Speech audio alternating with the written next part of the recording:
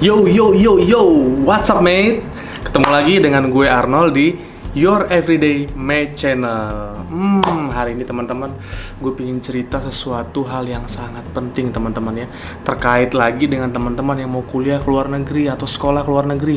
Bayangin ya, kita kuliah ke luar negeri, bisa bareng-bareng dengan teman-teman baru di luar negeri, dari bule. Dan itu tidak hanya bule teman-teman, itu bisa dari berbagai dunia loh. Dari Asia, dari Afrika, Australia, Amerika, dan lain-lain. Nah ini teman-teman sangat menarik sekolah ke luar negeri, apalagi sekarang ini udah trennya globalisasi, kita waktunya keluar. Waktunya kita menunjukkan kemampuan kita untuk bisa bersaing di kancah global dan internasional. Nah teman-teman, gue hari ini mau sharing terkait hal yang diperlukan untuk kuliah ke luar negeri tersebut. Apa sih yang dibutuhin kalau kuliah ke luar negeri? Yang dibutuhin pertama adalah nilai bahasa Inggris. Apa?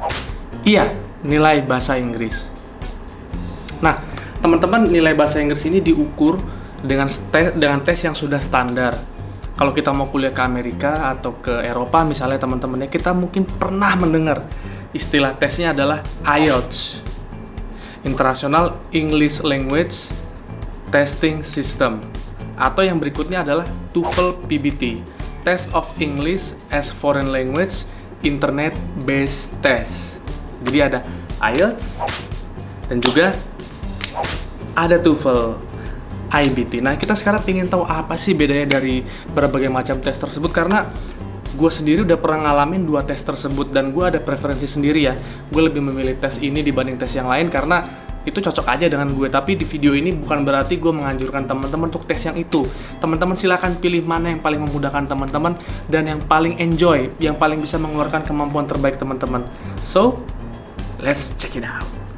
Yes, yang pertama adalah penilaian secara umum. Apa bedanya IELTS dan juga TOEFL IBT? Nah, yang pertama IELTS teman-teman ya. Kalau kita dulu kuliah, kita ingat nilai kita tuh diukur nilainya dari 0 sampai dengan 100. Nah, tapi kalau di IELTS nilai kita tuh diukur dari skala, yaitu dari 0 sampai dengan 9. Nilai tertinggi adalah 9,00. Nah, teman-teman tuh nilainya bisa beragam. Ada yang bisa 6,5, ada yang bisa 7. Nah, biasanya teman-teman kalau universitas di luar negeri, misalnya kayak di Eropa, dia mintanya nilainya minimal 6,5 atau 6,5. Sedangkan lebih tinggi itu lebih bagus, 7, 7,5 itu sangat baik teman-teman ya. Sehingga nanti teman-teman waktu ngelamar sekolah ke luar negeri itu nilainya bisa bersaing, bahkan yang terbaik. Nah, berikutnya dari sisi TOEFL IBT. Kalau TOEFL IBT itu nilainya bukan 1 sampai 9 atau 0 sampai 9, tapi nilainya adalah berkisar dari angka 0 sampai dengan 120.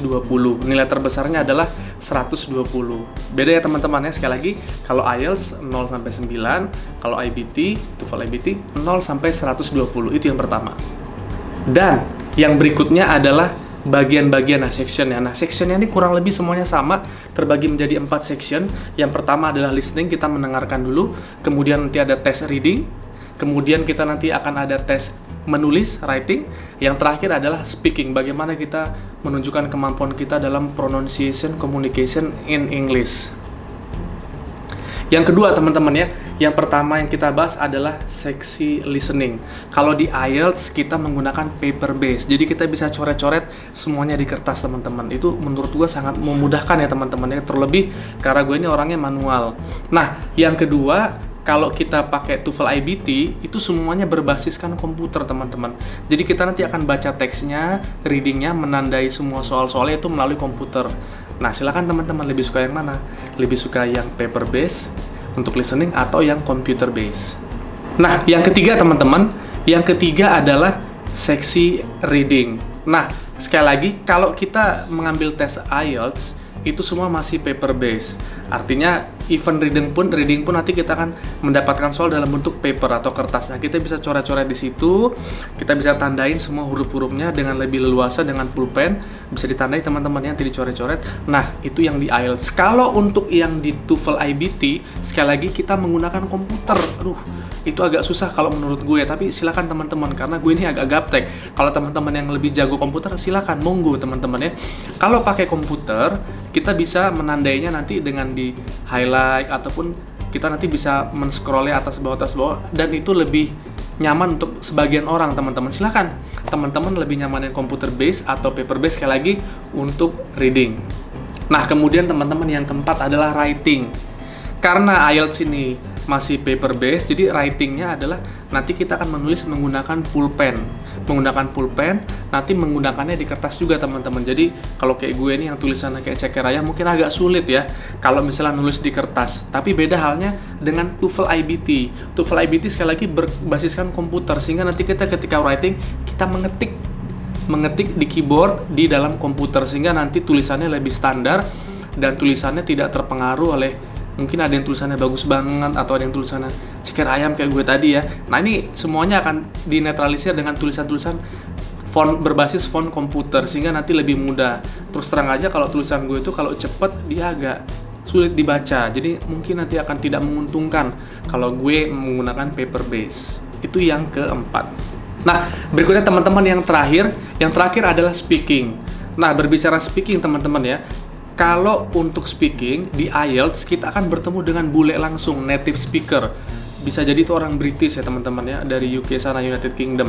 Nah, pengalaman gue 2 kali tes teman-teman ya, gue dapat native speaker yang orangnya baik, mengencourage kita untuk bisa ngomong dengan baik dan lancar, tidak mengintimidasi. So, gue lebih nyaman bertemu dengan orang karena gue bisa memiliki sense humanity teman-teman ya. Jadi kita tahu bagaimana nanti reaksinya, bagaimana kita ngomong, dia tahu reaksi kita juga, dan gue lebih enjoy aja. Nah, gue juga pernah mengalami di TOEFL IBT itu ngomongnya melalui mikrofon ya teman-teman ke komputer.